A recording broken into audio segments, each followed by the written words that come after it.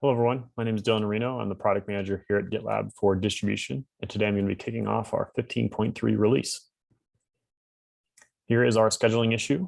Again, we're following the theme that we proposed a few milestones back of capturing our scheduling issue for 3 milestones. This allows us to sort of capture the sway or the movement of a few milestones if issues need to be moved to later milestones pending availability. So this just gives us a better way to capture that movement a little bit. So jumping into a couple of the high-level product outlooks, and I'll continue updating this product outlook section as we move forward in milestones. But we're still moving on the FIPS audit. So similar large project that we've been working on for a while.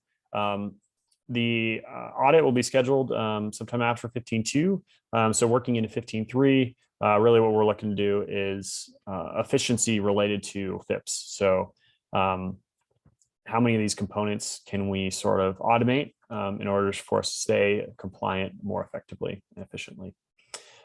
Two other long-term projects that you've seen before that we're going to continue to rotate on is our distribution long-term build efficiency and improving our distribution team pipelines. Both of these issues, I would say, are sort of maintenance related. And you'll see when I show the deliverables board of how many issues that we actually have scheduled that are related to maintenance in 15.3.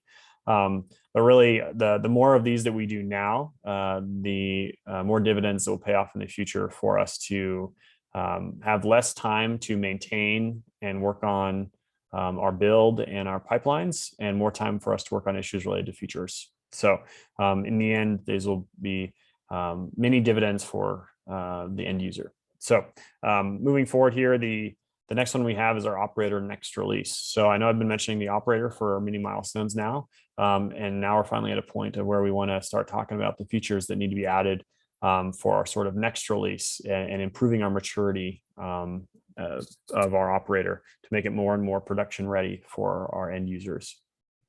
And then we have another new section here related to this planning issue, which is related to bugs.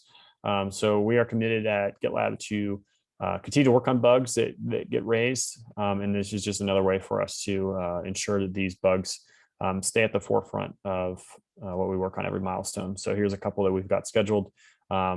They will remain to be, a few of them scheduled every milestone. So keep looking for this section that I'll continue to update per milestone as well. So moving on to the FIPS issue real quick. One of the efficiency issues that we want to do is actually create issues for FIPS compliance checks. So this issue is more about finding all those components that need those compliance checks within distribution. And there'll be many more issues that sort of spawn off of this one. This kind of lays the foundation for our automation related to compliance moving forward. And then I wanted to show related to our maintenance, so related to our build efficiency and our improving team pipeline epics. I just wanted to show real quick how many of these issues have the maintenance tag in this milestone. So many of these issues are related to sort of quality of life for engineers and internal maintenance. And like I said, if we spend the time doing it now, it'll pay off in the future.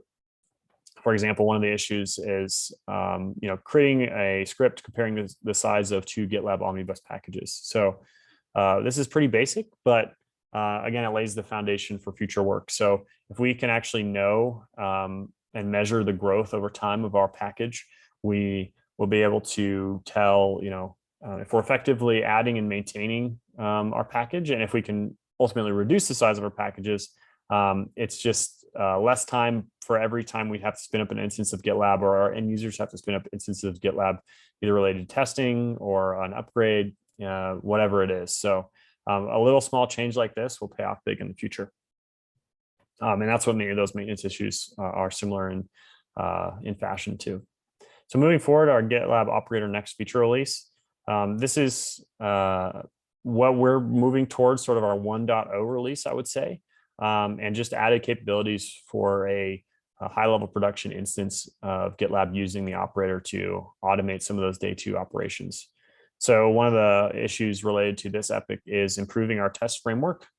So on the same theme of quality of life for our engineers, the more that we can automate related to testing and a general test framework for the operator, the more we can work on features and not have to worry about making sure the operator is running effectively because we've got the testing framework in place to do so. And then we've got a couple of miscellaneous issues that I definitely want to call out.